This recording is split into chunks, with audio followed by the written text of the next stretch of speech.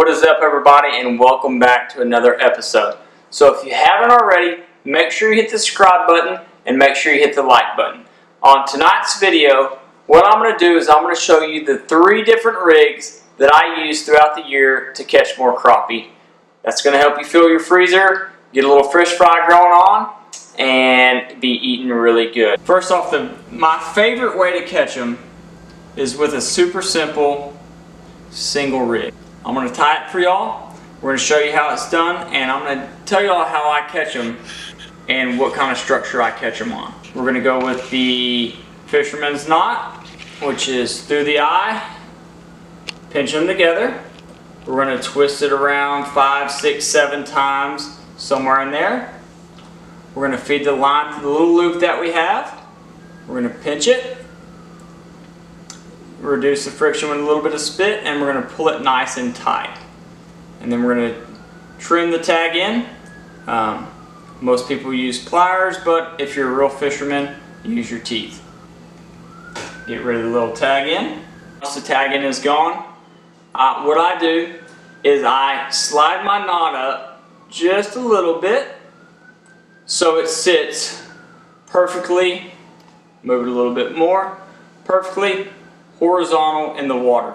This kind of mimics more of a bait fish presentation. As you all know, when a fish is swimming in the water, it's going to be more horizontal than it is vertical. That's going to get you tons more bites with that simple trick right there. So slide your knot up each and every time and keep it looking just like that. Also, when we're brush pile fishing, the key is the crappie nibbling. You almost have to have one on your jig to catch them. I don't know why, but they absolutely munch when it comes to crappie nibbling. Alright guys, so the second rig we're going to do is the double jig rig. This is my go-to winter pattern jig. I also catch a lot of summertime fish with it if they're suspended in open water. What we're going to do is we're going to feed it through the eye and feed it back through again, and we're going to pinch both ends just like so. But what we're going to do, instead of kind of a shallow Palomar knot, we're going to extend that and make it really long. We're going to loop it under, come back around, feed it through the bottom of it, and what I like to do is I like to pull the open end right here. We're going to pull it and get it nice and tight. We're going to tie that off. That leaves us with probably roughly 12 to 18 inches of the line.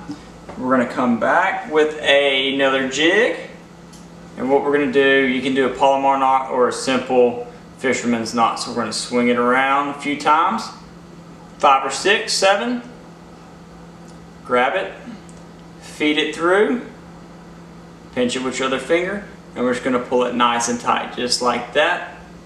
Same thing as before, use your teeth. So that right there is the double rig crappie jig. I usually try to keep it 12 to 18 inches. What I really like about doing it like this is it kind of helps me find my jigs on live scope. A lot of times I'm using this for open water fish. When I'm finding these open water singles, what I really like to do is try to split the fish with the 2 jigs.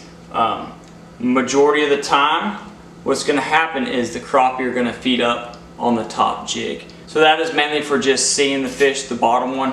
The top one is going to be your primary catcher right there. I will use niblets, but a lot of times during the winter time, you can get away without using niblets. Alright guys, I saved the best for last. This is probably my favorite way to catch crappie. It is the old slip cork springtime crappie catching rig. We have the bobber stops and the bobber beads. Bobber stop is going to go on first.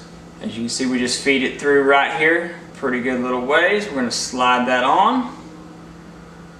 And what we're going to do is once it's on, you take it and slide it right off onto the line.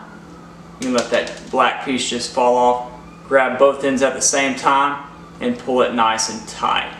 Right, so we got that nice and tight, and that's going to be adjustable. You can slide it up or down depending on the depth. Next is going to be the little bead that goes on there. So we have our little bead, super tiny. We're going to feed that through. So these things are super hard to get on.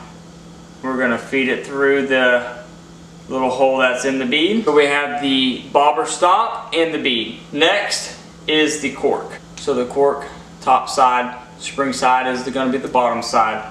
We're going to feed it through the top of the cork, slide it on there, all the way until our line comes back through, and we're just going to let that fall. So there's a few different ways you can do this next step.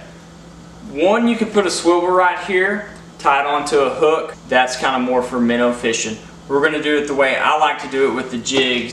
You can do one, you can do two beads. So I'm just going to do one bead on this rig. We're going to, same thing as before on the top. I'm going to try to get it through this hole. One bead.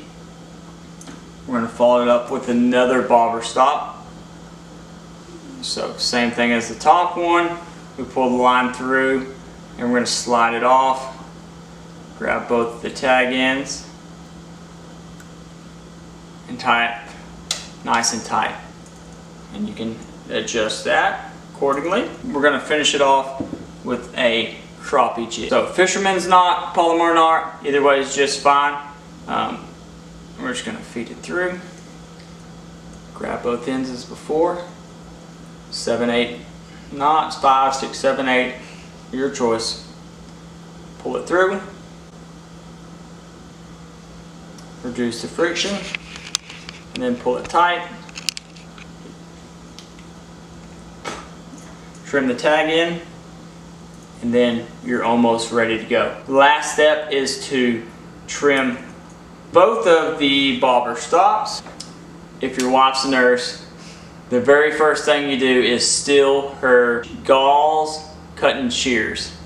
They are absolutely the best line cutters you can get. So we're going to trim that up right there. Both of those are gone. We're going to take these two. Same thing, we're going to trim them up. And just like that, you're ready to catch you some springtime crappie. So what you can do is once you have it all tied up, you can adjust top and bottom. The bottom one I use mainly just for me. It's a personal thing. It just helps me cast. I don't know why, but I always put it down there. The top one is the one that you really worry about. This is where you adjust it. So when you do throw it, you change your depth from 1 foot to 3 foot or so. That's where the majority of your slip cork adjustments come from, is the top cork. Alright everybody, so that is 3 different ways you can rig a jig to catch more fish this year and fill your freezer faster. I hope y'all stay tuned for the next episode. Make sure you hit the subscribe button and make sure you hit the like button.